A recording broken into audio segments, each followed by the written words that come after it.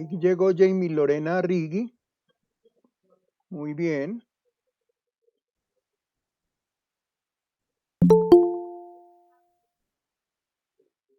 ¿Quién más llegó ahí? Sebastián Velázquez, buenas noches.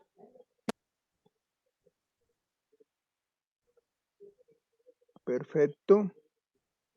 Ahí vamos, entonces van llegando para nuestro encuentro tutorial de hoy. Perfecto.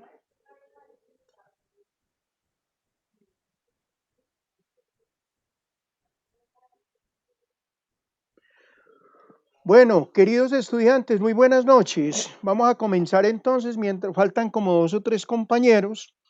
Quiero darles un saludo muy fraterno y muy especial para todos los que durante estas 8 semanas me acompañaron en el módulo de Colombia Crisis Política. Hoy cerramos el módulo con unas exposiciones, 2 o 3 exposiciones que faltan, y además de eso, pues para hacer el examen final. Quiero agradecerles a todos por sus conceptos, por sus reflexiones en relación a cada uno de los documentales que vieron, estar muy atentos a toda la situación que pasa en esta Colombia de crisis política, porque la crisis política la seguimos viviendo y de una manera muy puntual. Hoy eh, Francisco Barbosa, nuestro fiscal general de la Nación, ordenó la detención del gobernador de Antioquia, el doctor Aníbal. Muy preocupados pues por la situación, porque vemos que esta es una de las dificultades. Ahora hay un grupo que nos va a exponer sobre este tema también, y pues es muy difícil entender realmente qué es lo que está pasando con nuestra clase dirigencial. Ana María López, buenas noches. Entonces, una situación lamentable, y espero, miren que el módulo va a terminar, pero la situación va a seguir. Y cada vez vemos que la situación es muy delicada. Y la única alternativa que yo, como profesor, como tutor de este módulo, veo es el futuro de ustedes, los muchachos que estamos preparando en todas las universidades, para que este vicio político cambie, para que los gobernantes dejen de interesarse más en sus intereses económicos y en eso, y pensar un poquito más en la sociedad y en la comunidad.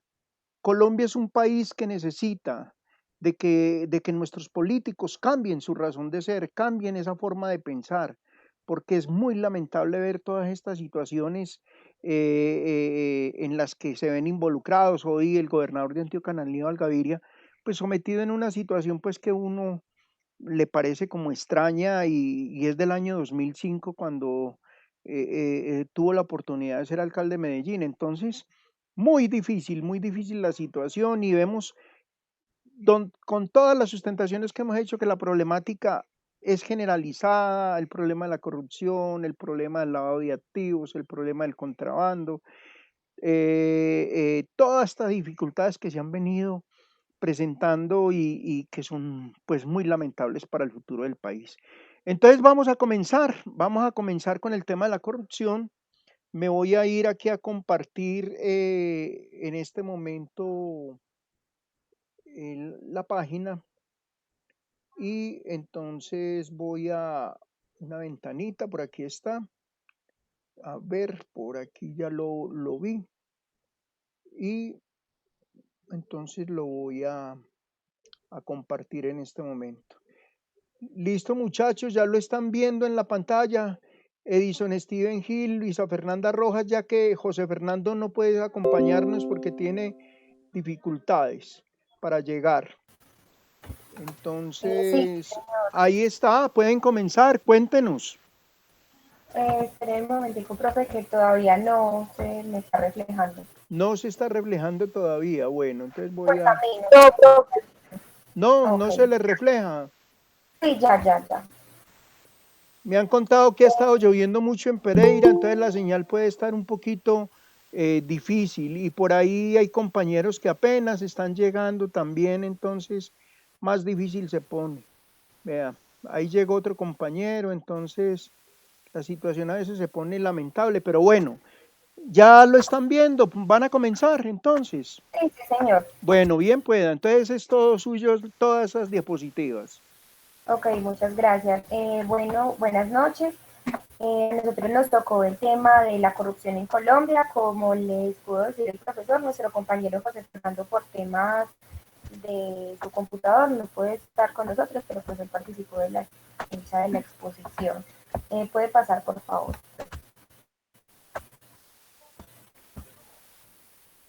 Bueno, la corrupción consiste en el abuso del poder para el beneficio propio. Puede clasificarse en corrupción a gran escala, menor y política, según la cantidad de fondos y pérdidas en el sector que se produzca. La corrupción es la práctica consistente en la utilización de las funciones y medios para el provecho económico, es decir, es la utilización del poder con el fin de utilizarlo para intereses personales, pues nosotros sabemos que en este país nos sobra corrupción, ese término lo tenemos muy claro y pues lo vivimos día a día. Podemos seguir, profe, por favor. Listo, profe. Buenas noches, compañeros. Hola. Sí, continúa. Ok. Señora. En Colombia hemos tenido varios gobernantes y cada uno de ellos ha manejado distintos planes anticorrupción, según ellos, que iban a hacerle un gran aporte a Colombia. Entre el gobierno de 1990 y 1994 de César Gaviria Trujillo, lo llamó Misión para la Moralización y Eficiencia de la Administración Pública. Pues realmente pudimos notar que en el gobierno de él, aunque él quiso decir que era la moralización, de todas maneras hubo grandes crecientes de corrupción entre este tiempo. La corrupción es considerada también un fenómeno social como un resultado económico, por cuanto la misma solamente se manifiesta en la interacción del ser humano con su semejante. Él decía que él creía que si desde casa se formaba al ser humano, no había necesidad ni el, o sea, él no veía la necesidad de fomentar tanto el tema de la corrupción porque según él, desde casa se debían formar los jóvenes para que fueran personas correctas en todos sus procesos. Pero pues él no era el claro ejemplo de eso. Bueno. En 1994 y en 1998, que fue el tiempo de Ernesto Samper Pizano, lo llamó la Consejería Presidencial de la Administración Pública.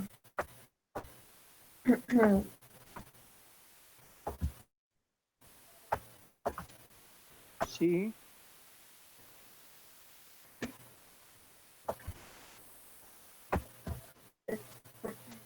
Puedes continuar. ¿Tienes problemas con el audio o qué? ¿Que se te está yendo? Compañeros, ¿la están escuchando? No, profe, creo que debe tener problemas con el Me audio. comenta que tiene problemas con el audio, compañera.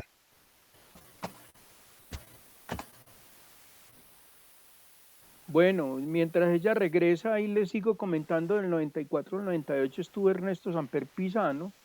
El programa de él de anticorrupción se llamó Consejería Presidencial para la Administración Pública.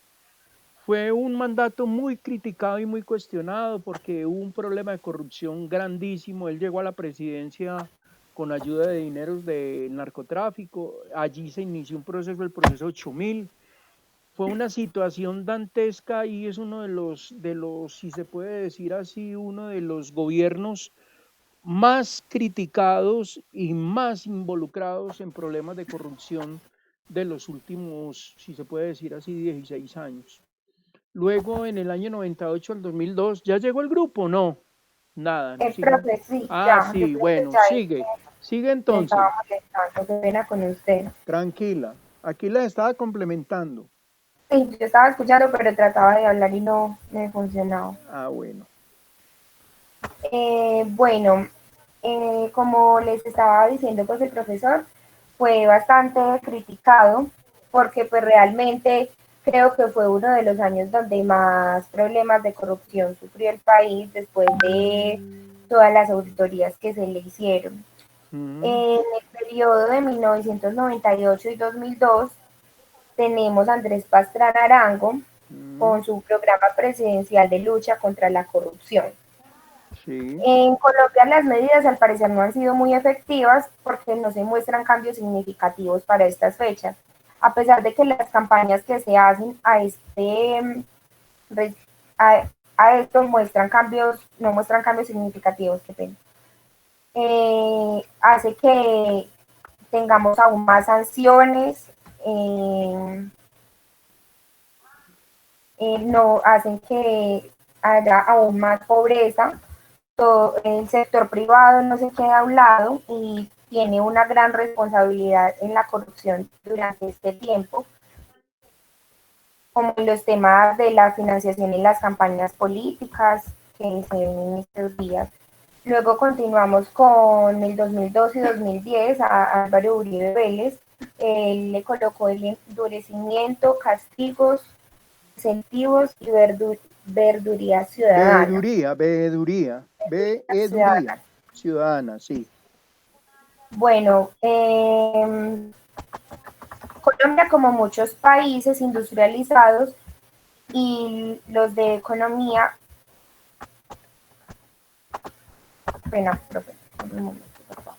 Colombia, como muchos países industrializados y los de economía de transición, han sufrido los flagelos que genera la corrupción. Sí. Pero a diferencia de otros contextos, se ha presentado en algunas particularidades que terminaron agravando la situación, lo que ha implementado la realización de la más vigorosa estrategia para combatirla. Sí. Según Álvaro Uribe, con la estrategia que él estaba manejando, él iba a lograr sacar adelante todo el tema de anticorrupción y todo, pero yo creo que a pesar de que el gobierno de Ernesto Samper fue tan criticado en su momento, ya llegó tiempo después el de Álvaro Uribe, donde empezaron, como se dice popularmente, a sacarle todos los trapitos al sol y todo lo que este hombre ha hecho con el país y sigue haciendo. Y miren, y miren los términos que había utilizado para ese plan anticorrupción: endurecimiento, castigos, incentivos y debería ciudadana. Y ha sido el mandato donde más, junto con el de Ernesto Samper Pizano, más hubo corrupción. Ahí hay varios procesos todavía, y esta semana a él, el día martes, lo llamaron, el Consejo de Estado lo llamó por el problema de las chuzadas.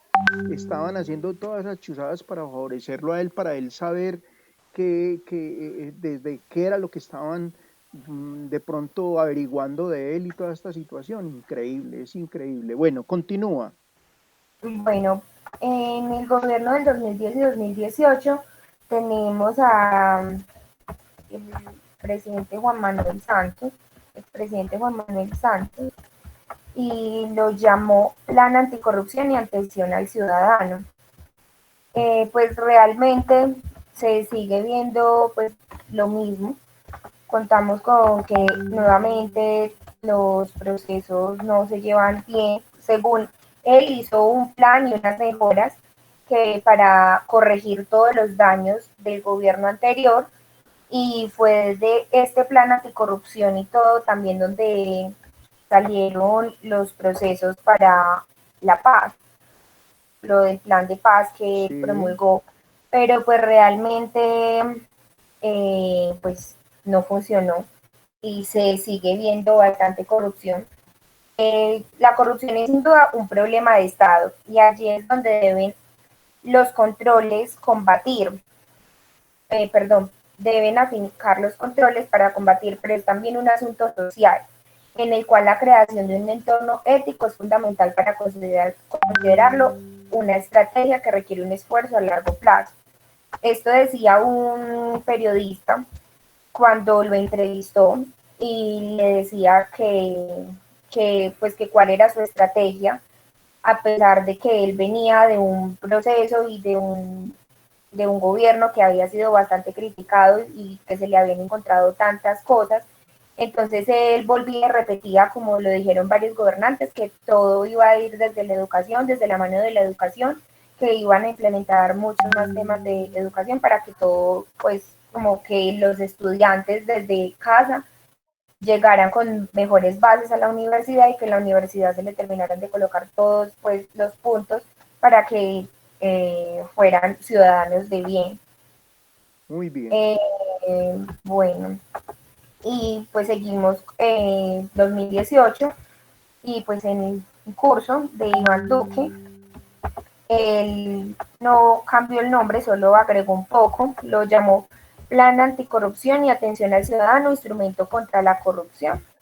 En este momento él dice que va a hacer unas mejoras, pues supongo que no ha vuelto a hablar con respecto al tema por lo del COVID, pero hasta lo último que pude leer, él dio un informe de que iba a hacer una reestructuración del plan anticorrupción que había lanzado, porque pues seguramente hay tantas críticas y tantas cosas que se han destapado en los últimos días y sobre todo cuando estaba iniciando la cuarentena sobre la compra de votos y todo esto, creo que le tocó hacer algún cambio para poder dar como alguna alternativa al pueblo, pues sobre todo sus Bueno, muy problemas bien. que se le habían mostrado. Listo, profe. Compañeros, buenas noches. Quiero hablar de un tema muy importante y es cómo mundialmente se ve Colombia ante la corrupción. Pues vemos que en enero 23 del 2020, más de 2/3 de los países muestran signos de estancamiento o retrocesos en sus esfuerzos anticorrupción. ¿Qué quiere decir eso, compañeros? Que no es algo simplemente que pasa en Colombia, que es algo que pasa a nivel América, a nivel Latinoamérica, que es algo que la corrupción está afectando y ha afectado durante los años no solamente a Colombia, sino a la mayoría de países. Y vemos acá que han declarado a América Latina como en retroceso en sus esfuerzos anticorrupción. ¿Esto quién lo declara? Eso lo declara el IPC, ¿cierto? Que es el índice Sí, de percepción de la corrupción. Y lo declara también uno de los reguladores oficiales de América Latina, que es Transparencia Internacional, que es una entidad que controla y mide, según cada país, la corrupción. Vemos que Colombia se acerca con una calificación de 37 puntos sobre 100, hmm, ¿cierto? Siendo perdieron, cero, siendo perdimos. cero, Sí, corrupción muy elevada y siendo 100, ausencia de corrupción. Quiere decir que 37 estamos muy cerca del cero. O sea que hay una corrupción siempre elevada, podríamos definirlo. bueno, Y pues lastimosamente Colombia hace parte de estos grupos de países. Si me puedes colaborar, profe, con la siguiente diapositiva. ya la Podemos pasé. ver, listo, podemos ver en la siguiente diapositiva que el índice de percepción de la corrupción de América Latina es del 43% sobre 100. Quiere decir que está más abajo de la mitad en promedio de todo América Latina y digámoslo así, todos los estados. Si pueden ver ahí, aunque está muy poquitica la imagen, vemos que Venezuela, parte de abajo de México y Bolivia son países que están muy cerquita y muy abajo, la corrupción casi estando en rojo, que siendo lo más crítico. Vemos acá otro mapa, en la siguiente diapositiva vemos otro mapa más ampliadito sobre los países que están más cerquita con la corrupción. Y pues vemos que, por ejemplo, hay a un país como Haití, a un país como esos diferentes que están ahí, que están muy cerquita casi, por ejemplo, miren a Somalia, que está en el 9% de la corrupción. Es considerado pues el país más corrupto actualmente en el mundo. Y pues nosotros ubicamos a Colombia, está en el puesto entre 33 puntos, en amarillito, siendo pues una corrección de sí mismo de color. Bueno, continuemos. Podemos ver que dentro de 180 países que han sido evaluados, o sea, Mm, 180 países que han sido evaluados, Colombia ocupa el puesto 96 entre esos 180 países. O sea, compañeros, que estamos en un puesto más bien complicado y más bien grave. Ahora, acá hay una controversia muy importante y que tenemos que entender cuando nosotros leemos estas gráficas, compañeros.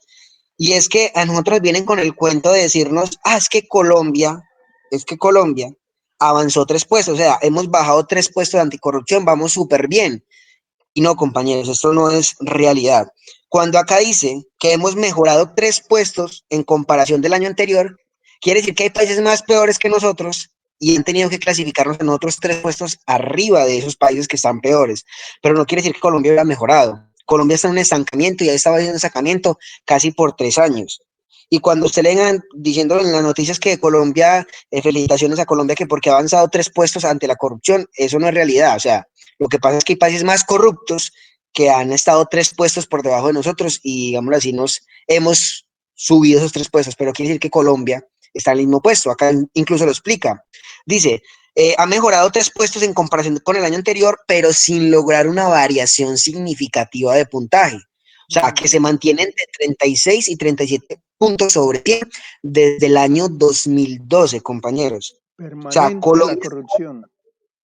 Colombia ha estado en este punto, o sea, ha estado entre 36 y 37 sobre 100 desde el 2012. O sea, si usted hace la cuenta, son 8 años en los cuales el país lleva en estancamiento, incluso empeorando cada vez más a lo largo de la historia.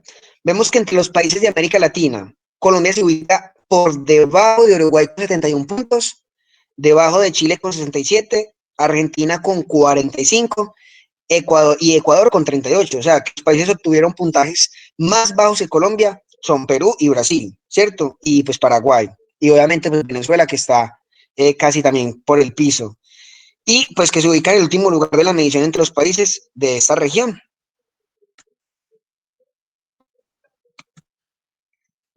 Vemos que Colombia obtuvo esta calificación a partir de datos, como les decía, datos verídicos, datos proporcionados por 8 fuentes, 8 niveles que miden los niveles de corrupción, ya sea en el sector público, ya sea de opinión de analistas, de corredores que miran cómo están en la nación, inversionistas incluso internacionales como nacionales. Y pues, ¿qué es lo que miran esas personas? O sea, ¿qué es lo que miran esas personas cuando quieren medir la corrupción? Vemos que miran la equidad, miran la existencia de sobornos en trámites o negocios entre países o incluso internamente en el país. Otra cosa muy fundamental que está dentro de la corrupción es el desvío de los recursos públicos, que digamos que eso es lo que más vemos significativamente nosotros acá en Colombia. Por ejemplo, yo sé que los compañeros antes han expuesto sobre los escándalos, pero como por ejemplo el tema de la línea, del túnel de la línea, ¿cuánto tiempo lleva eso? Y todavía no han podido acabar. Y por ejemplo, ¿cuánta plata fue el presupuesto que tuvieron que invertir y esa plata se fue perdiendo? Entonces a esto se le mide como desviación y se le llama desviación de recursos públicos, ¿cierto? También vemos pues, miden esto, ¿cómo se sanciona? ¿Cómo se da cuenta uno si un país es corrupto o no corrupto? Cuando se hace la corrupción y no pasa nada. Y lastimosamente acá en Colombia es así. Se cometen casos de corrupción, se cometen infracciones gravísimas, público, trámites, sobornos, negocios ilícitos, y aún así no se castiga la corrupción, ni en la política, ni en el gobierno, ni dentro del Senado incluso. Entonces vemos que cuando alguien ve que hay un escándalo, hay pruebas de un escándalo de corrupción, unos analistas ven eso y no ven sanciones, pues ¿qué creen que hay? Más corrupción todavía. Hay más corrupción todavía. Entonces vemos que tanto aquí adentro como aquí afuera está el abuso de poder en el sector judicial, porque la corrupción no solamente es política, la corrupción se ve en el abuso de poder del sector judicial, policial, militares y entre muchas más cosas. O sea, la corrupción no es simplemente tema del gobierno. Listo, ahora miremos qué pasa con Colombia. ¿Cuál es el impacto que tiene estos datos que acabamos de ver o la historia que nos contaba la compañía anteriormente? Es que en Colombia esto se ha visto impactado. Yo creo que nosotros en nuestro día a día hemos visto cómo nos afecta esto. Pues primero que todo, no nos deja crecer como país. Obviamente cuando se desvían recursos, cuando se crean actos ilícitos sobre corrupción, pues disminuye el crecimiento del país, llevando a la población a no crecer, sino que a que crezcan sus dirigentes. Y no simplemente a no crecer, sino a no creer en ellos. Porque pues Colombia lastimosamente es un país donde uno ya no cree en las personas que se suben allí. donde uno vota, donde uno ejerce el derecho al voto, pero uno no cree muy bien en lo que están ahí, donde uno no cree muy bien en sus propuestas, donde uno no cree bien en lo que se está haciendo. Entonces, compañeros, algo que debemos de cambiar nosotros desde casa, en el tema de empezar a formar valores desde adentro. Y el problema, pero obviamente ese control del Estado no se va a generar si dentro del mismo Estado están los mismos corruptos. Entonces hay que empezar a cambiar esto desde cero. O sea, no podemos esperar a que el país cambie cuando, no están, cuando los mismos que manejan el país son los que no están cambiando. Entonces, compañeros, debemos tener en cuenta de que si se quiere generar un verdadero cambio ante la corrupción, lo que debemos empezar primero es cambiando las personas que salen allí a dirigir, salen allí a hacer política y diciendo a esas personas no más, o sea, no más. Y compañeros, pues eso en sí ese es el impacto que tiene la corrupción en Colombia. Entonces, la idea es que, compañeros, nos quedemos con esto en la cabeza y es que para dejar de ser corruptos, no solamente políticamente, sino a nivel total, o sea, a nivel total, porque en todos los casos de corrupción hay que empezar a cambiar nosotros desde casa y hay que empezar a tal vez pensar un poquitico más en nuestro futuro y mirar que la corrupción como la está manejando el país, pues nos está llevando a un estancamiento, como lo decíamos nosotros antes, que va a afectar no solamente a nosotros, sino a nuestras futuras generaciones.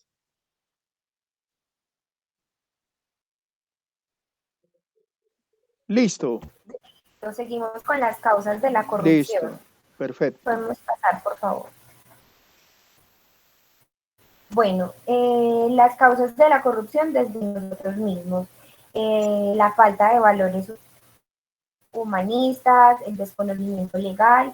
Sobre todo el desconocimiento legal es como la que más nos lleva a cometer errores, por decirlo así. Sí, Muchas veces creemos que algo lo estamos haciendo bien hecho, sobre todo en los cargos públicos, cuando nos dicen haga esto, se vienen los jefes, por favor firme esto, que esto es una orden, pero si realmente no conocemos la ley o cómo son las normas que se están manejando, podemos estar cometiendo algo de corrupción y esto pues como sabemos nos lleva a grandes problemas. La carencia de una conciencia social, que pues yo creo que es sobre todo lo que le falta a nuestros gobernantes, que solamente piensan en el poder, en el dinero, en tener y tener. Que somos consumistas y materialistas y pues obviamente como todo la ambición. Seguimos por favor.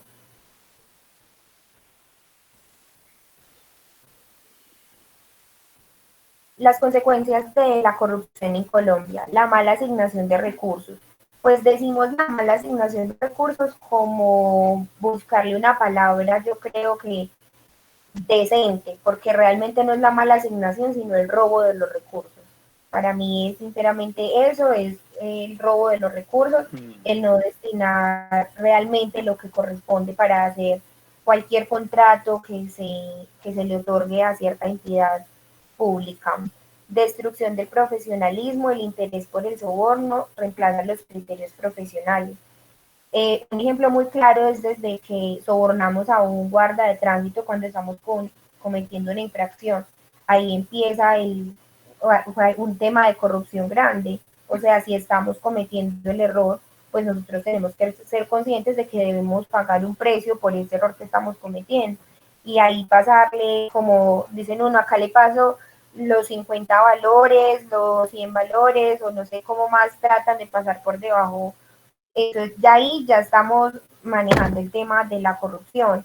Entonces, cuando hablamos del soborno o simplemente cuando digamos, un contador pone a un asistente a hacer todo su trabajo y es simplemente firma, me parece que ahí también es algo fuera de ético, está mal éticamente, también es algo, pues, es corrupto, porque simplemente usted no está haciendo el trabajo y está colocando a otro y está ganando más y el otro gana poco. Y pues el abuso de los derechos humanos, que creemos que por tener un título vuelve y, digamos, recae cuando una persona que trabaja en el sector público llega a su jefe y le dice que tiene que firmar o se queda sin trabajo. Entonces yo creo que a muchos les ha pasado, yo creo que mucha gente también de la alcaldía, sobre todo el gran problema que se vivió acá en la alcaldía de Dos Quebradas, con tantos problemas de corrupción que se vieron y tanta gente que resultó implicada, y mucha gente seguramente lo hizo inconscientemente, pero todo, como dicen, por la ambición. Espere, profe, un poquito, que es que se ve súper borrosa esa diapositiva y no la leo muy bien. Corruptos unidos jamás serán vencidos. Se la leo. A nivel nacional, este acto se evidencia en la desigualdad social que persiste en los territorios. Ese es el primero. Sí, señor. ¿Sigo leyendo? Bueno, no, ¿Lo ya. vas a explicar? Ya lo pude ver claramente. Ah, bueno, listo. A Perfecto. nivel nacional, este acto se evidencia en la desigualdad social que persiste en los territorios. Pues, o sea, yo siento que el tema es como un poco, suena tedioso y redundante, pero realmente es lo mismo. Sí. A nivel nacional, vemos que la desigualdad entre todos los territorios ha sido muy grande, sobre todo, digamos, en La Guajira. En La Guajira podemos ver un alto grado de corrupción. En La eh, Guajira y en el Chocó, los en dos La Guajira y en el departamentos. Chocó. Sí, Sí, señor, podemos ver que allá, pues es yo creo que la minita de oro para los corruptos, para poder sacar provecho de todo esto. Entonces ahí podemos ver la desigualdad social que está en los territorios. Y claro, yo pienso que al existir tanta corrupción y los recursos tan perdidos para su educación, para sus acueductos, son personas con falta de conocimiento, lo mismo de las leyes y de las normas que los rigen, los derechos que los protegen, para poder hacer valer un poco más todo esto que les están quitando. muy bien. A nivel internacional, Colombia se ha afectado con la corrupción, evitando así que grandes empresas multinacionales se abstengan de invertir en Colombia. No es Pues llamativo. realmente la mala fama que tenemos es muy grande. Eh, Antes era la mala fama por Pablo Escobar, ahora podemos ser el hazme reír por Uribe y su clan, por decirlo así.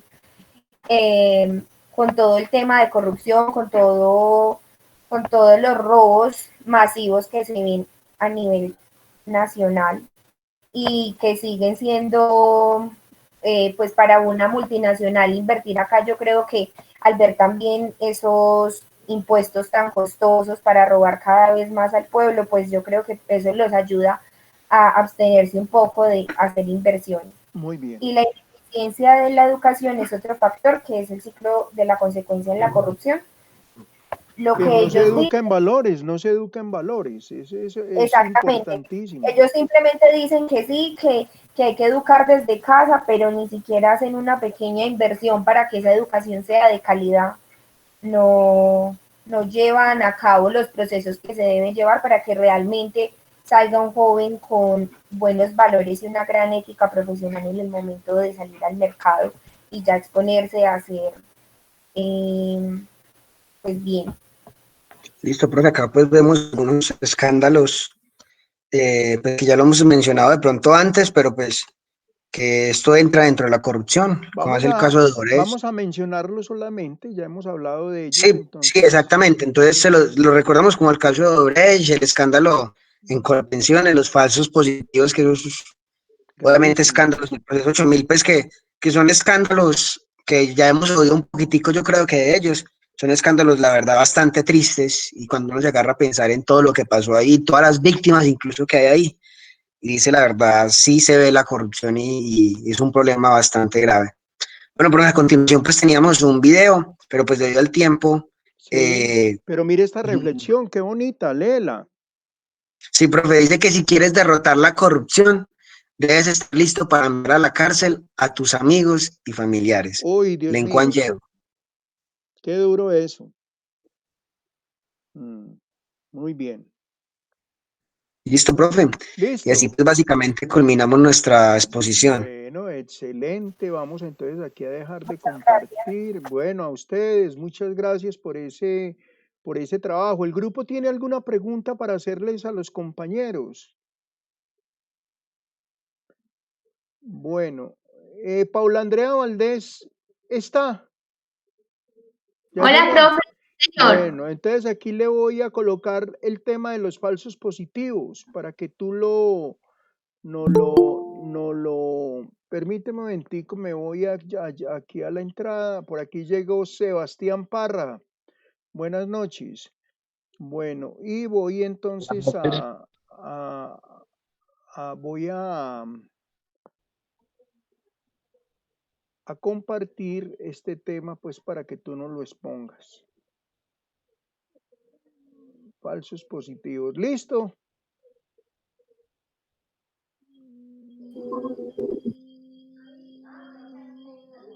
¿Ya lo estás viendo o no?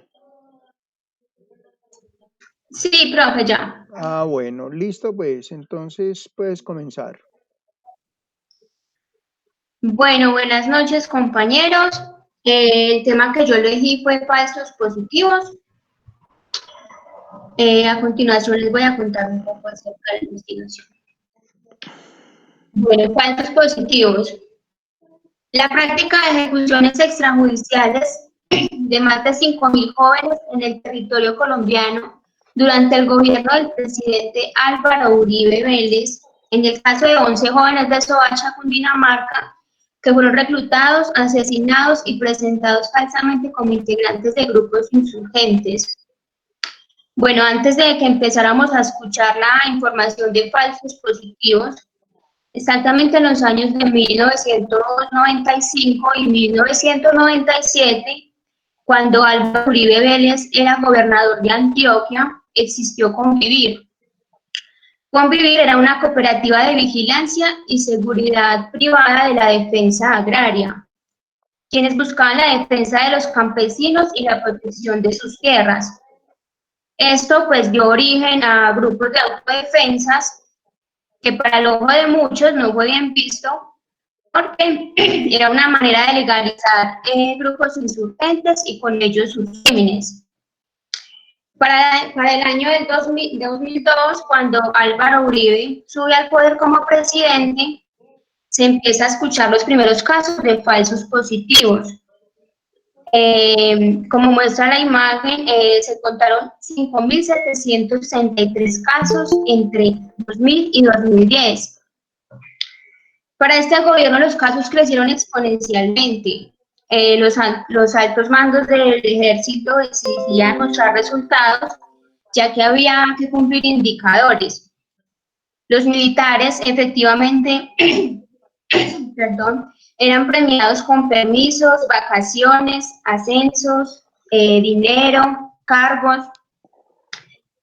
Casualmente los casos se elevaban cuando se acercaban días festivos. Una vez se abandonó la política de recompensa, al final de su mandato, los casos disminuyeron abruptamente. Hay que recordar que durante 3 años del auge de los falsos positivos, el ministro de Defensa era Juan Manuel Santos, posteriormente presidente y Premio Nobel de Paz. Dios mío. Sigue. Bueno, la descripción del gas y la sociedad civil. Vulnerabilidad social. La descripción de prácticas consideradas como marginales y la utilización de una mirada discriminatoria por las condiciones sociales, culturales o físicas de cierto tipo de personas, pesó a la hora en que algunos servidores públicos decidieron secuestrarlas, asesinarlas, mostrar sus cuerpos con una identidad impostada de guerrilleros, miembros de bandas criminales o representantes del mundo de la delincuencia y el crimen, al intentar desaparecerlos forzadamente. El DAS, que es el Departamento de Administración y Seguridad, pues no fue ajeno a las prácticas que se venían realizando. Varios de sus miembros fueron partícipes de esta operación. Los crímenes eran impugnados impugnados y legalizados como integrantes de bandas criminales o grupos rebeldes. Muy bien. Bueno, falsos positivos. Los llamados falsos positivos son uno de los episodios más oscuros del conflicto armado en Colombia. En 2008 estalló el escándalo por las denuncias de familiares de las víctimas quienes revelaron que militares habían matado a civiles para presentarlos como guerrilleros caídos en combate. Durante la presidencia de Álvaro Uribe, 2002-2010, se promovió el modelo de estímulos que lo mencionaba anteriormente a los soldados por bajas obtenidas a subelevados. Fue considerado el germen de las ejecuciones de civiles. Bueno, para este tiempo, 2007-2008, una pieza clave, qué pena, pero estoy muy mal de la garganta. Tranquila.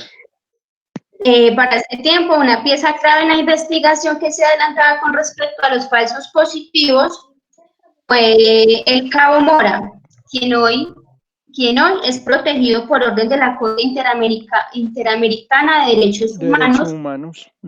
Pues su vida y la de toda su familia está en peligro todos los días. Él, por ser un testigo clave, él y otros testigos de las investigaciones narraban cómo era el modo de operación. Ellos contaban en las entrevistas que generalmente las ejecuciones se realizaban entre las 4:30 y 5 de la madrugada, 5 de la mañana. A las víctimas se las llevaban a campos y los hacían correr de una dirección a otra. Ellos inocentes, porque inicialmente pues a ellos les ofrecían falsas promesas de trabajo, ¿sí?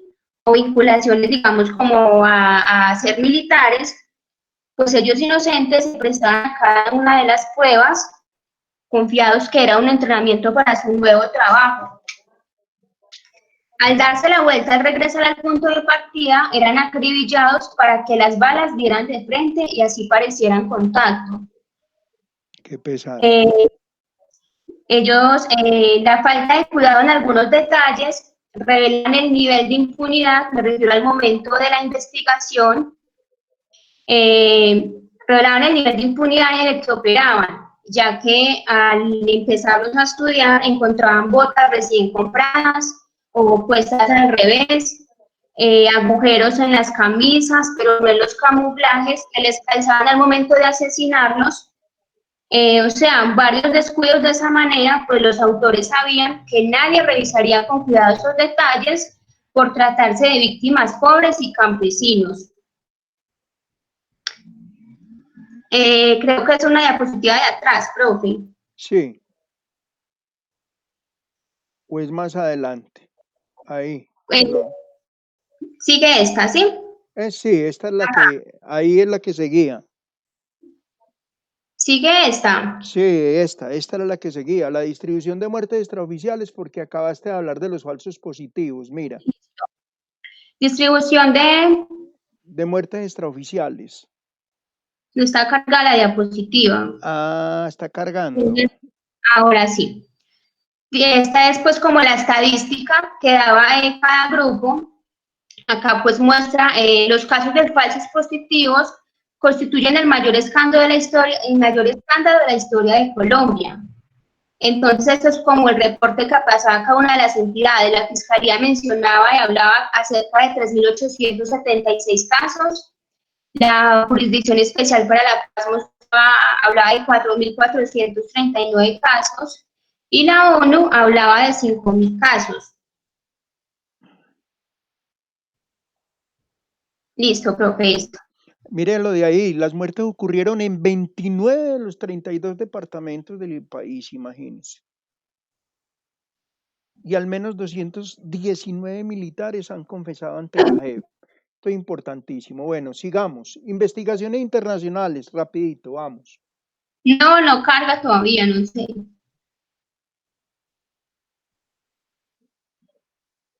Listo. Investigaciones internacionales. En un pasado reportaje del New York Times revelaba que altos mandos ordenaban a las fuerzas doblar el número de criminales y guerrilleros y capturas para admitir un mayor número de víctimas, ¿sí? Sí. Órdenes de letalidad fue un nombre de un artículo del periódico New York Times donde contaba un poco de los resultados de su investigación y cuestionaba las presuntas órdenes. De manera anónima, ellos entrevistaron a militares donde revelaban cómo se pone en riesgo la vida de los civiles. El diario señalaba también que Colombia estaba bajo la presión del presidente Trump por mostrar Resultados. resultados en la lucha contra el narcotráfico. Una lucha que realmente no ha tenido poco progreso a pesar de los 10 millones de dólares de ayuda estadounidense que recibe el gobierno. Algunos de los altos mandos vinculados a la investigación de los falsos positivos fueron nuevamente nombrados por el presidente Iván Duque en diciembre de 2019 para ocupar cargos importantes en el ejército. Increíble. La pregunta es si el gobierno de Iván Duque revivirá los falsos positivos. Eso ahí queda como una pregunta, como un interrogante. Bueno, muy bien. Exactamente. Sigamos. El Centro Nacional de Memoria Histórica, pues acá refleja en la imagen, en la gráfica nos dice que en Colombia entre los años de 1958 y 2012 el conflicto armado ha causado la muerte de 218.094 personas. El 19% equivale a combatientes y el 81% equivalen a civiles. Esto pues en definición es un tema delicado. Acá inclusive en el mapa pues no lo muestran muy bien, lo que usted mencionaba ahora, el territorio de Colombia donde se reflejó más la violencia. Sí. Y pues en definición los falsos positivos es un tema delicado que aún no se esclarece. Bueno. Listo. Listo, profe. Bueno, muchas gracias. ¿Hay alguna pregunta del grupo? ¿Alguno del grupo quiere hacer alguna pregunta para que vamos entonces avanzando? Vamos a ver entonces qué nos queda acá. Me queda lo de los falsos positivos, ya estuvo. El lavado de activos, ¿a quién le tocó? Ese no es del grupo. ¿A ustedes? Bueno, entonces le voy a colocar, es el último trabajo y lo exponemos y nos vamos entonces a hacer el examen final. ¿Puedes comenzar? Listo, puedes comenzar. Ya te lo amplié eso. Bueno, buenas noches. Hoy vamos a exponer el tema sobre el lavado de activos y el ciberataque. Entonces,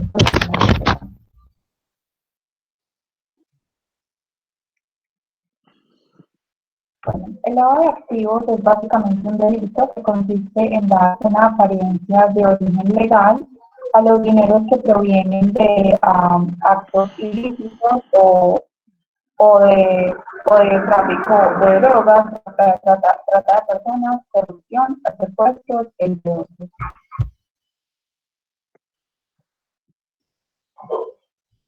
¿Cómo funciona?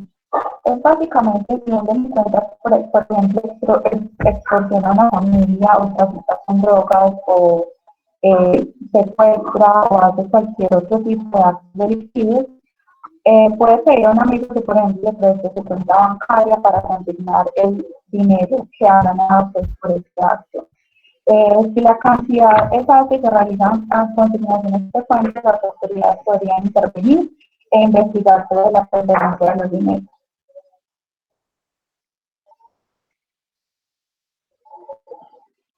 Ahora les vamos a explicar cómo funciona con bienes.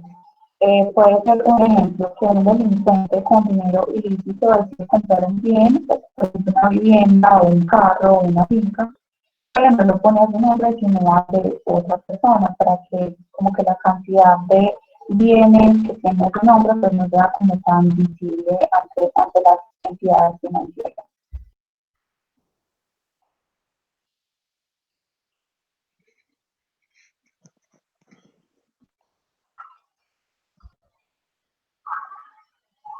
Bueno, entonces acá tenemos diferentes técnicas de lavado de dinero.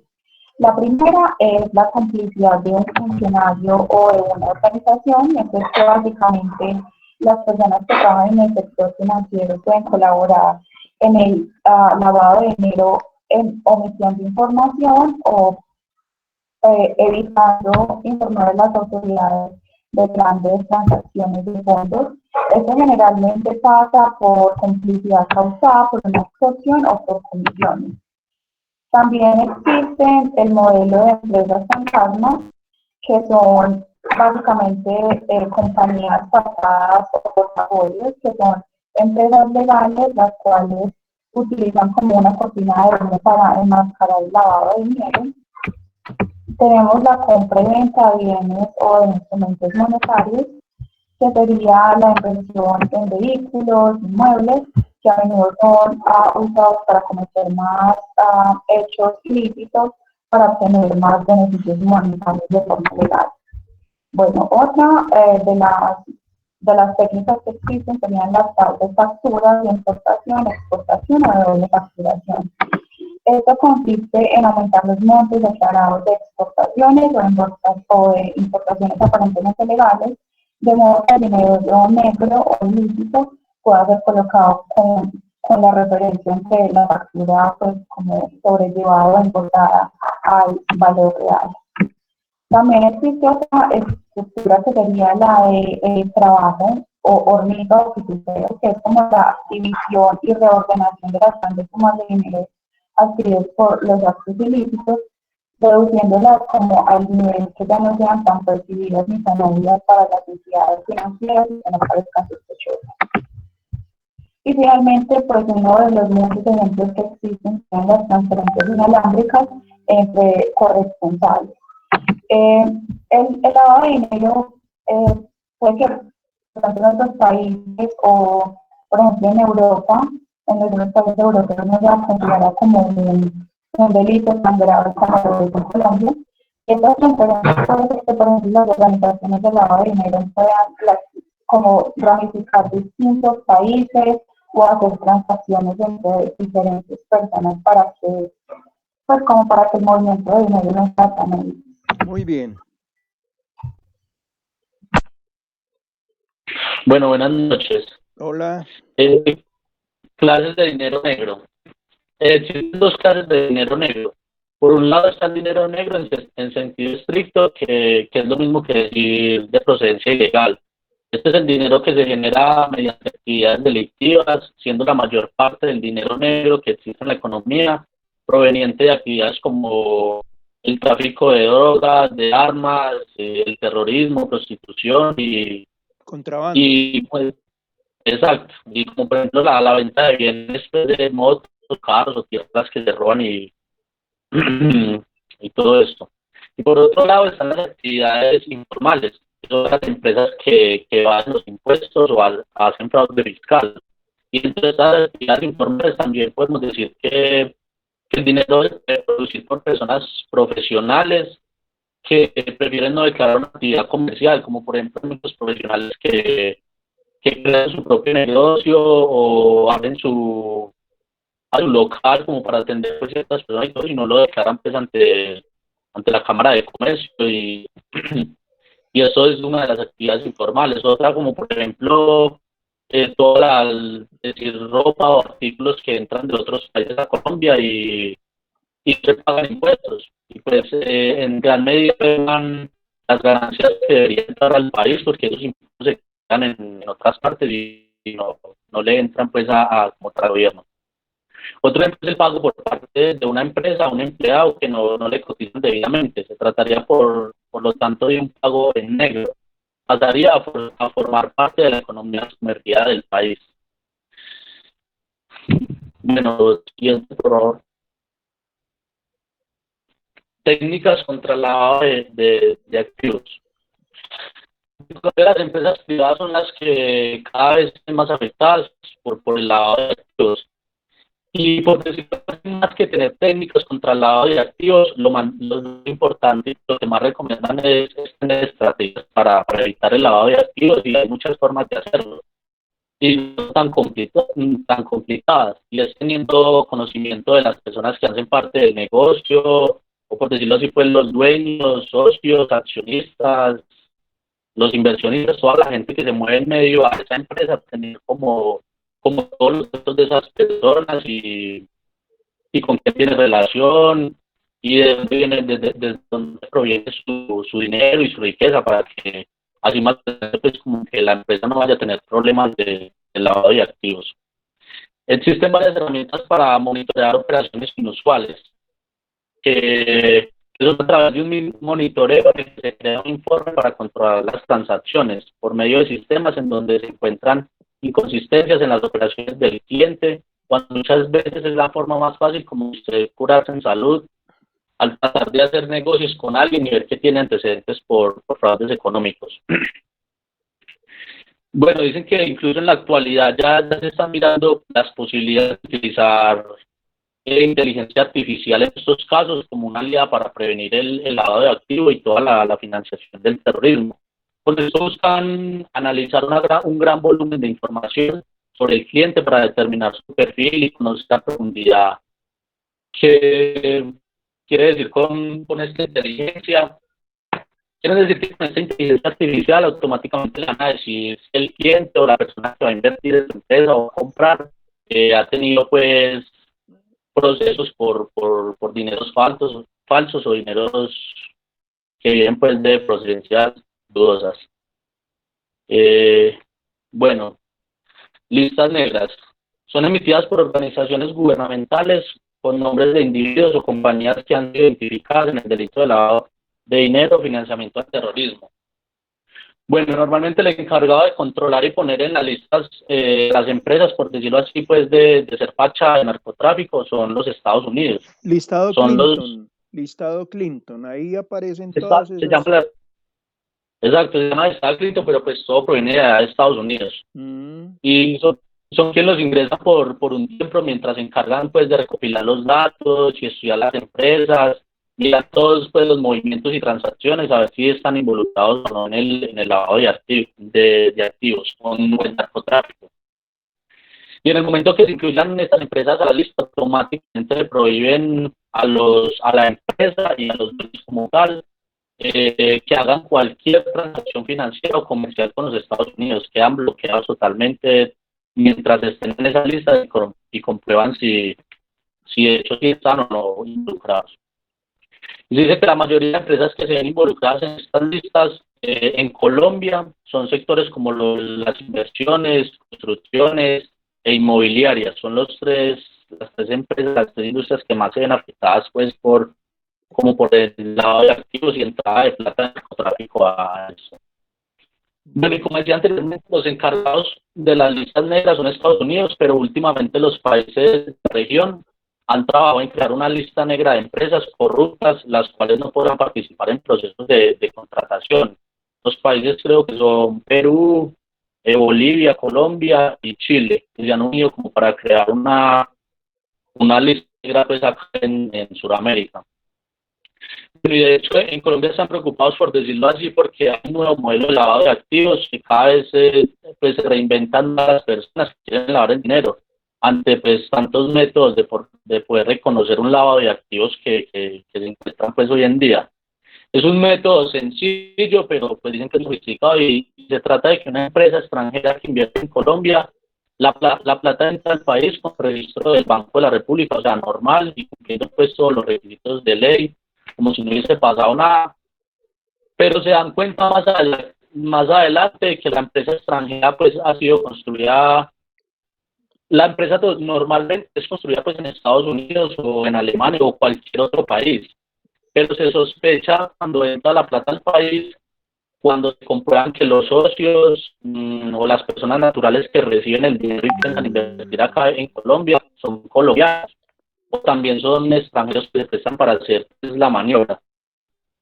Pocas veces las personas o empresas que tienen la inversión del exterior no tienen una dirección o nunca han realizado operaciones porque pues, si se trata de una empresa normalmente han hecho muchas transacciones de buena cantidad de dinero, entonces por eso empiezan como a sospechar que están Sí. lavando activos o también ingresan dinero con la excusa de que van a invertir en una empresa que están en proceso de liquidación y así pues la inversión extranjera entra al país y se desaparece, realmente no vuelven a tomar como el rastro pues, de esas empresas y ese dinero que entró al país. Bueno, siguiente por favor.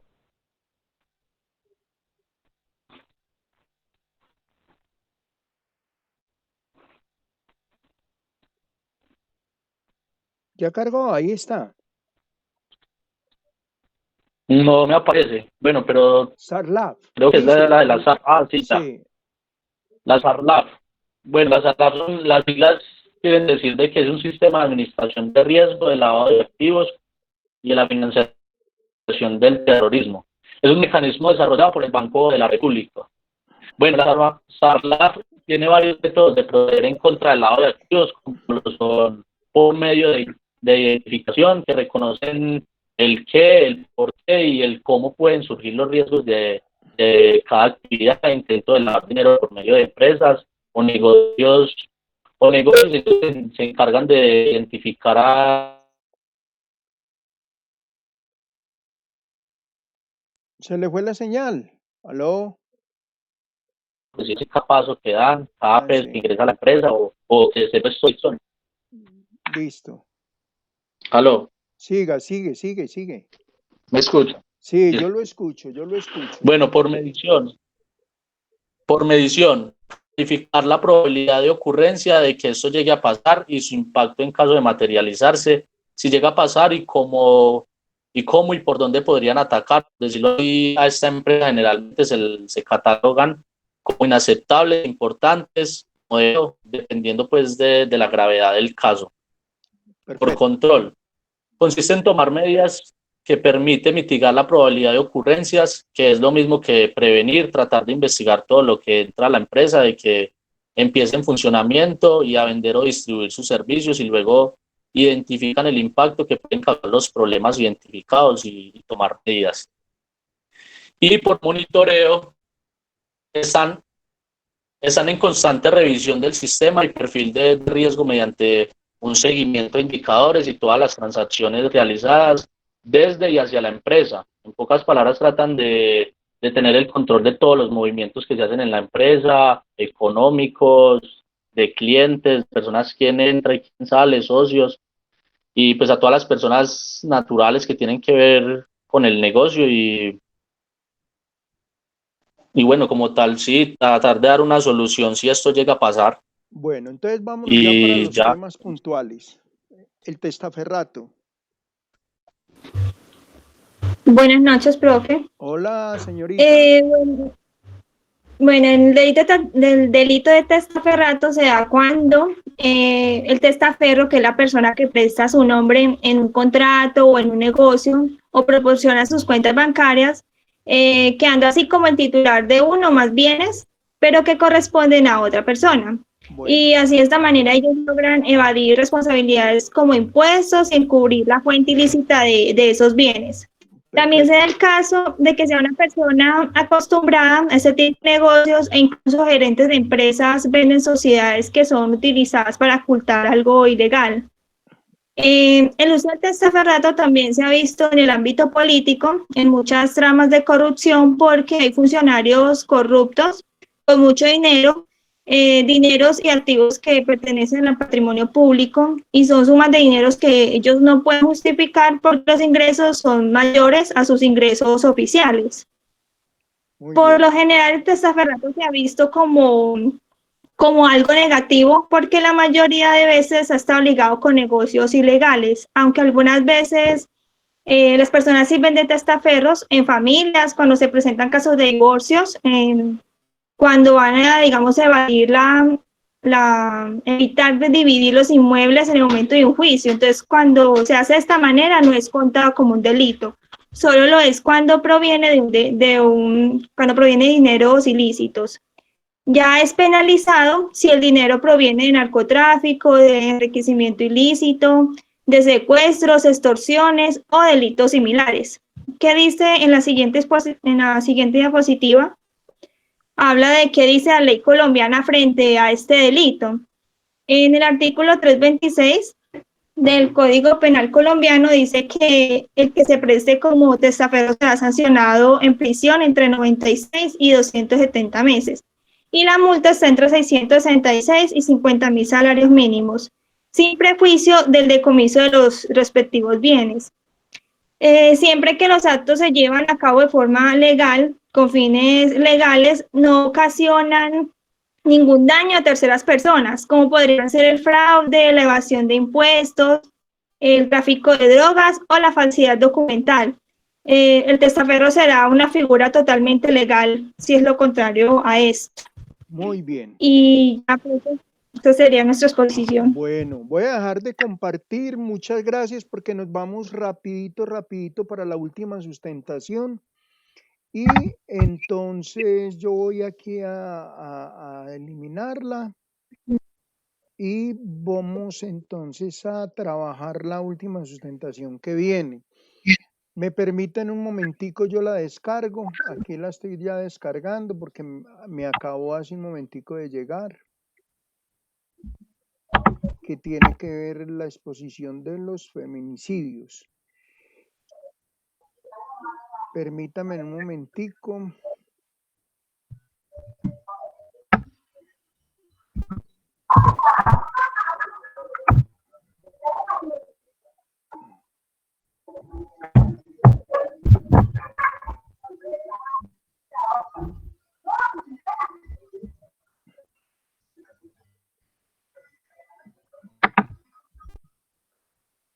Bueno, mientras tanto les voy comentando, muchachos. Les voy a pedir de manera muy puntual para que, mientras descarga lo de los feminicidios, les quiero insinuar, por favor, cuando terminemos deben de entrar a Odin, revisar sus notas, bajar su recibo de matrícula para la matrícula del próximo semestre y además para que hagan la evaluación de este módulo. El examen, ya terminamos con feminicidios, lo coloco ahí en plataforma, aquí en nuestra transmisión de hoy, y me lo envían a carlos@fune.org. Vamos a ver si terminamos a las 8 en punto para que trabajemos de 8 a 8 y media, 8 y 45 el examen. El examen es muy puntual y son 5 preguntas abiertas. Entonces el examen es muy sencillo. ¿Listo? ¿Hay alguna pregunta del grupo antes de comenzar? Bueno, entonces me voy a ir un momentico aquí No tengo ninguna, gracias. Bueno, muchas gracias. Entonces ya voy aquí a bajar el tema y feminicidios. Ya lo tengo aquí listo. Me permiten 2 minuticos, yo lo abro. Y entonces el grupo de Geraldine Castillo y de Álvaro Ramírez, entonces pueden en un momentico comenzar. Este tema no lo puedo dejar de pasar porque es un tema bastante, pero bastante importante en la historia política de Colombia y que origina una crisis hoy en medio de la sociedad. Bueno, ya está cargando, ahí lo pueden ver. Álvaro y Geraldine, para que comiencen, por favor. Muy buenas noches, profe. Buenas noches. Bueno, entonces Álvaro y a mí nos respondió los feminicidios, un tema bastante fuerte, muy amplio. La verdad, se ven muchas cosas. Se puede decir que al transcurso del tiempo la mujer ha sido minorizada solo por el hecho de ser mujer, que es la gran frase que tiene el feminicidio, por lo que todo se relaciona. Entonces el feminicidio se define como el asesinato de mujeres debido a su condición de ser mujeres, es decir, a su sexo o por cualquier perpetrado por un hombre. Entonces, también dice que ya sea que tenga lugar dentro de la familia, una unidad doméstica o cualquier otra relación, no la pase, por favor, sí. O cualquier otra relación en la comunidad o por parte de cualquier persona o bien sea público. Ella es Marcela Lagarde, es una persona muy importante en el tema del feminicidio porque fue la primera persona que lo planteó, que dijo no es homicidio contra la mujer. No estamos hablando de un homicidio. Homicidio es cuando tú matas a alguien que no tiene nada que ver o por un robo o por una disputa. No. Estamos hablando de que es el hecho de matar a una mujer por ser mujer. Porque nació siendo mujer. Porque al transcurso del tiempo has visto que las mujeres solamente son casa, marido e hijos, y usted no tiene opinión sobre ello, solamente está enfocada en eso, y usted no puede hacer más nada que en ese mundo. Entonces, eso es feminicidio. Entonces ella dice, y fue una de las que se presentó más como en las reuniones que hubo a las Naciones Unidas, porque era un tema muy relevante en todo el mundo. Entonces, muchas de las reuniones que se hicieron, ella siempre planteaba y decía, matar a una mujer por el hecho de ser mujer o por el hecho de pertenecer al sexo femenino es feminicidio. ¿Sabes? Homicidio es feminicidio. Entonces, también planteaba que el término misoginia es el odio hacia o por las mujeres, todo lo que tenga que ver con relación a ello. ¿Qué tiene que ver eso? Digamos, al maquillaje, a la maternidad, a una familia, a los perfumes, a los estereotipos, todo lo que tenga que ver con ello es también misoginia. Entonces son términos un término que básicamente no hemos escuchado, pero es un trastorno que tiene una persona, es más enfocado como en los hombres, ¿cierto? El feminicidio es más enfocado como a ello, de no querer, de no aceptar. Sí. Entonces, en 1993, la Asamblea de las Naciones Unidas emplea la Declaración sobre la Eliminación de la Violencia contra la Mujer, haciendo énfasis en el desarrollo de esta. 1995 se volvieron a reunir, fue la cuarta Conferencia Mundial de la Mujer en Beijing, que adopta la palabra feminicidio, que fue adoptada por Marcela. Pero esto no está en la exposición como tal, es algo que me aprendí, entonces no me pasé las diapositivas. Gracias. Bueno, me pasé, no, estoy ahí. En esa conferencia y en muchas que ha habido, porque es que no solamente porque es que uno no escucha como el término en sí es nuevo, porque nunca se había adoptado así, siempre se había dicho que era homicidio, pero sí. Entonces hay diferentes clases de feminicidio. Entonces, está el feminicidio íntimo, que es la privación de la vida cometida por un hombre, la cual la víctima tenía un tipo de reacción. Feminicidio infantil, ese también existe, es duro, pero existe. Es la privación de la vida de un menor de edad cuyo feminicida tenga relación afectiva o de cuidado. Eso también tiene que ver hasta cuarto grado de consanguinidad. Feminicidio sexual sistémico. Asesinato de mujeres y niñas por ser mujeres, cuyos cuerpos han sido torturados, violados por hombres misóginos. Feminicidio y ocupaciones estigmatizadas. Asesinada por su ocupación, oficio. Ejemplo, bailarinas, meseras, trabajadoras sexuales.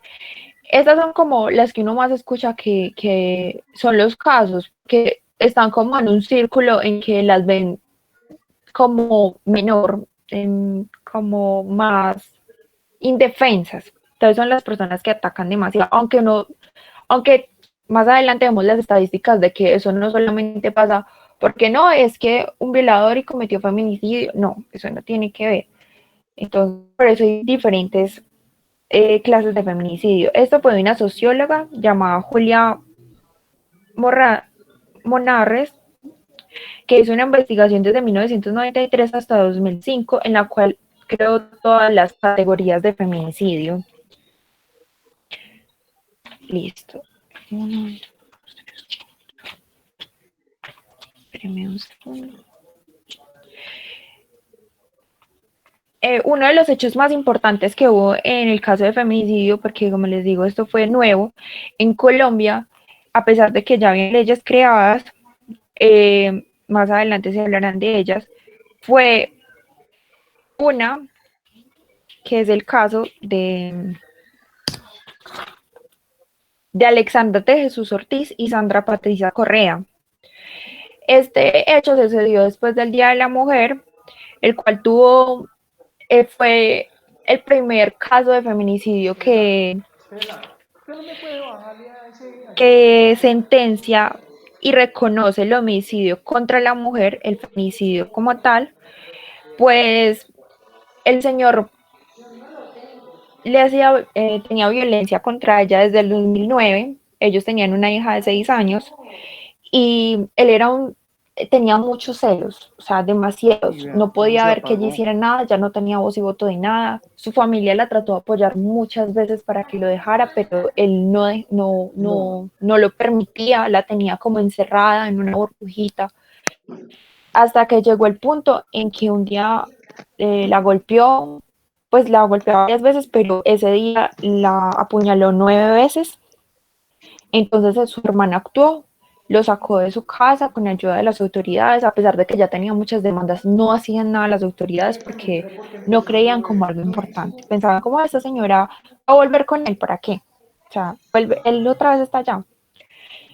Y entonces él después de eso empezó a acosarla más, la llamaba todos los días constantemente, si estaba en la casa donde estaba, la esperaba en las esquinas, la miraba, tenía como el horario que ella manejaba, le gritaba, se emborrachaba y le gritaba desde la calle, le decía groserías, le decía que él le iba a matar, que la hija, que tranquila, que la hija se la dejaba a la hermana porque alguien la tenía que cuidar. Y hasta que una vez entró a la casa y se quedó y la obligó, y ella convivía con él, pero no tenían una relación. Y una vez llegó el trabajo y la vio hablando con otra persona y se enojó más y la golpeó demasiado fuerte, que tuvo que intervenir la policía, no se le podía acercar. Y ya después de esto, él como la acosaba más. Y pues por iniciativa, perdón. Geraldine, Ya, podemos ir más rapidito porque apenas estás en la tercera diapositiva y son 20. Imagínate. la profe. Y entonces él la asesinó en un motel porque tenían una charla, la apuñaló en el tórax y la dejó desangrarse. Lo condenaron a 23 años de cárcel y fue el primer caso. Ay, esto no se ve muy bien. Esas son las señales de alerta que tienen las mujeres. Ese es el primer estado de alerta, que es culpa, indica cómo vestirse, anula las decisiones. Bueno, el segundo es que maneja y dispone de sus bienes, dineros, acaricia gravemente, ofende verbalmente, insulta, trata con desprecio, empuja. Y el tercero, que ya es un caso urgente, es las encierra, las aísla, las amenaza de muerte, las obliga a tener relaciones sexuales, las golpea y las agrede. Allá, estos son los pasos de señales de alerta para una mujer, y ya el cuarto es la muerte. Muy bien. Este es eso es como las muertes que han habido del año 2018 y el año 2019. Pues ahí ya está muy explicadito. Ya puede seguir mi compañero. Listo, muy buenas Laura. noches a Buenas todos. noches. Hola. Tenemos la Álvaro. regulación jurídica. Listo, Álvaro. Profe, siguiente diapositiva, por Sí, favor. ya está. Listo. La siguiente, artículo 104. Ahí está, ya la pasé. ¿No ha cargado? Listo. No, señora, a mí me ha cargado. Nada. Yo Bueno, la mientras tengo aquí. carga, Dice voy que el a ir aquí artículo hablando de esto. 104A del Código Penal colombiano, Ley 1761 del 2015, Exacto. tipifica Bueno, el para delito. resumirles, Sí, el artículo 104 del Código Penal colombiano lo que nos dice es que quien cause la muerte a una mujer por su condición de ser mujer o por motivos de identidad de género, básicamente va a incurrir en prisión desde 250 hasta 500 meses. muy Esto bien. pues es demasiado grave y este artículo fue el que dio paso para la ley que conocemos como la ley Rosa Elvira Celi. Sí, la del que es la 10 finalidad. sí, la 1761 del 6 del 2015. Listo, sí, señor. Esta ley lo que propone es que, y lo que está establecido, da entre 21 y 42 años de cárcel, obviamente por el feminicidio. Prohíbe preacuerdos con el marco de investigación y todo lo relacionado. La parte importante de esta ley es que le niega muchísimos beneficios a quien la incumpla, a quien asesine a una mujer por el hecho de ser mujer, que sus hechos no queden en la impunidad. De acuerdo con la Fiscalía, desde que nació la ley en julio de 2015 más o menos, los feminicidios redujeron en un 276 mujeres por año. O sea, tengo aquí la tasa de que el feminicidio, las estadísticas, básicamente el 47% de los casos, en el 47% de los casos de feminicidio se desconoce el agresor. En el 27%, el agresor es la pareja sentimental.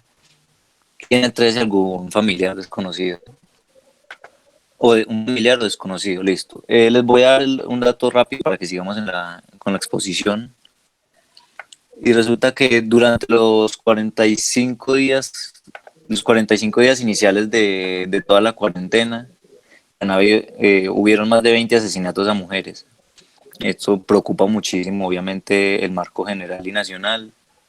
Y el 50% de todos los victimarios, o sea, de los asesinos, solo fueron capturados. Los demás están identificados sin búsqueda y el otro 25% están desaparecidos, no se conocen. Listo, profe, sigamos. ¿Por qué se crea esa ley? Listo, o sea, la ley se dio por el asesinato de Rosalvira Celi, una mujer de 35 años, la cual su pareja sentimental lo que hizo fue su compañero de estudios, pero sí, señor. Javier Velasco la apuñaló y abusó sexualmente de ella. Y pues sabemos que el simple hecho de asesinarla pues es algo obviamente terrible, pero se encontró toda la parte de que le introdujo cosas en el cuerpo hasta destrozar sus entrañas, como pues relata las investigaciones. Qué pesado. Sigamos, profe. Ahí están. Ahí está la foto. ¿Sí cargó? Ahí está la foto. Sí, señor. Bueno, y sigamos. Estadísticas. Bueno, para las estadísticas vamos a pasar muy rápidamente, pero empezamos en el plano general. Siguiente. Sí. Entramos en Latinoamérica. Sí. Como pueden leer, 137 mujeres son asesinadas cada día en Latinoamérica. 58 de cada 100 son asesinadas por parejas o familiares. América es el segundo continente con mayor tasa de feminicidio, después de África. El feminicidio se presenta cada 2 horas y media en una región. La violencia física se presenta en 1 de cada 3 mujeres pues para el feminicidio, o sea, no necesariamente tiene que ser algo sexual. Y el 80% de la violencia es física. Listo. Profe, siguiente. Bueno, de aquí en adelante, profesor, puede ir dejando las 30 segundos para que miren, 15 segundos, Sí. y la va pasando. Mientras Listo. tanto, yo les quisiera relatar que el Observatorio Colombiano de las Mujeres es el encargado de analizar todos estos feminicidios. Y desde que empezó la cuarentena ha recibido más de 3.000 denuncias por violencia en el hogar. Partiendo de que el 25 de marzo, que fue el primer día del aislamiento, murieron 3 mujeres a manos de un solo hombre. Eso sucedió en Cartagena, y el hombre asesinó a su esposa, a su cuñada y a su suegra.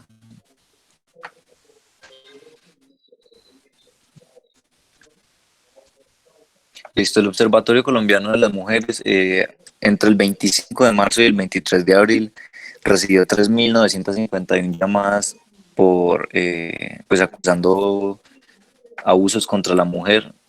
Y como lo decía la compañera anteriormente, todos estos abusos tienen ciertas alarmas. Entonces, en la mayoría de casos estaban en el nivel intermedio, donde ya el hombre tenía total control sobre las finanzas de la mujer, lo que podía o no hacer, y se presenta mucho la incomunicación. El hombre la lo que hace es someterla a la incomunicación familiar o social. Desde el 20 de marzo hasta el 16 de abril se han registrado 19 feminicidios. Las partes de Colombia en las que más se relacionan todos estos feminicidios es principalmente en la zona de la costa, en Antioquia, Bogotá y Cali. Pues sabemos que son las ciudades, por decirlo, más grandes de Colombia, pero aún así no se justifica y se está poniendo muy en pie toda la parte de las reglas, las manifestaciones, y en realidad quieren es erradicar totalmente y dar a entender de que esto es algo atroz, de que la mujer, por el simple hecho de ser un ser totalmente consciente y respetable, se le debe tomar muchísimo más en cuenta para llevar a cabo todas las investigaciones que rodean el feminicidio. Importante esta tabla del feminicidio en América Latina, donde Brasil y México son los abanderados en este caso de delitos. Brasil y México. Brasil con 1.206 y México con 898. Colombia con 159 por tasa de cada 100.000 habitantes. Muy bien. Bueno, ahí terminaron. ¿Listo? Sí, señor. Entonces les voy a dejar de compartir. Gracias. Muchas gracias a ustedes. ¿Del grupo hay alguien que quiera hacer alguna pregunta, algún comentario, algo para que entonces pasemos ahora sí de manera rápida entonces al examen? Recordarles nuevamente que cuando terminemos, por favor entren a la plataforma Odin, revisen sus notas, bajen su recibo de matrícula y por último que me hagan la evaluación tanto del módulo como lo que les van a preguntar allí en relación al tutor. Les agradezco. Entonces vamos a ir en un momentico, voy a ir a buscar el examen. Para que Quería preguntarle algo. Señora. Profe, esta nota de este último parcial, más o menos para cuándo estaría, es que yo necesito las notas rápido. No, yo tengo que pasar notas a más tardar la próxima semana, eso ya es una realidad, eso ya es rapidito. Ay, cariño, profe, muchas gracias. Bueno, entonces vamos a compartir el examen. Aquí está el examen. Son 5 preguntas, ahí lo voy a dejar a disposición de ustedes, pues para que lo miren.